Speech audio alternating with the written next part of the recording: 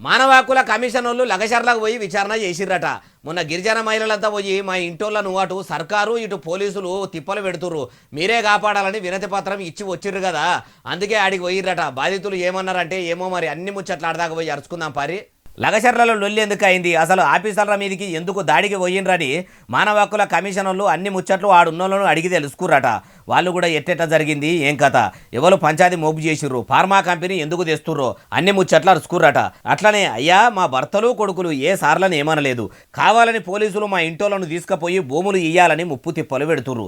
రాత్రికి రాత్రే ఊర్లే కరెంటు కడి చేపించి కనికరం లేకుండా మా ఇండ్లకు జొచ్చి ఆడోళ్ళున్నారని కూడా చూడకుండా నోటితోని చెప్పరా అని చెవులతోని వినరాని మాటలు అనుకుంటా కొట్టిర్రు. కొందరు పోలీసులు అయితే కొందరు మహిళలను తాకరాని చోట దాక్కుంటా, కొట్టరాని చోట కొట్టుకుంటా, ముట్టరాని చోట ముట్టుకుంటా రామగోస పెట్టిర్రు. మహిళల తొడల మీద కూడా వాతలు వచ్చేటట్టు కొట్టిర్రని గాయాలు కూడా చూపెట్టుకుంటా మా భర్తలు ఏడున్నారో చెప్పాలని బాధలు పెట్టిండ్రు. ఏం తప్పు చేయని మా ఇంటోళ్ళను తీసుకుపోయి జైల్లో పెట్టి వాళ్ళను చిత్రహింసలు పెడుతుండ్రా అన్నారట. వాళ్ళ బాధలన్నీ అరుచుకున్నాక అమ్మ మరి ఈడ ఎకరం భూమి ఎంత పోతున్నది అంటే 50 లక్షల నుంచి కోటి దాకా పోతున్నదా అన్నారట.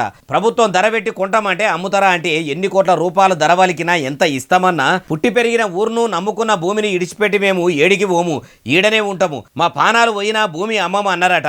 లీడర్ల మీద ఎట్లనో ప్రజలకు నమ్మకం లేదు గాని మానవ హక్కుల సంఘపోలైన తమరన్న మానవత్వంతో ఆలోచన చేసి ఆ పాడుమల్లె ఫార్మా కంపెనీ బాధితులైన వీళ్లకు న్యాయం జరిగేటట్టు చూడుండ్రి సార్ అంటుర్రు ఈ ముచ్చటిన్నోళ్ళు.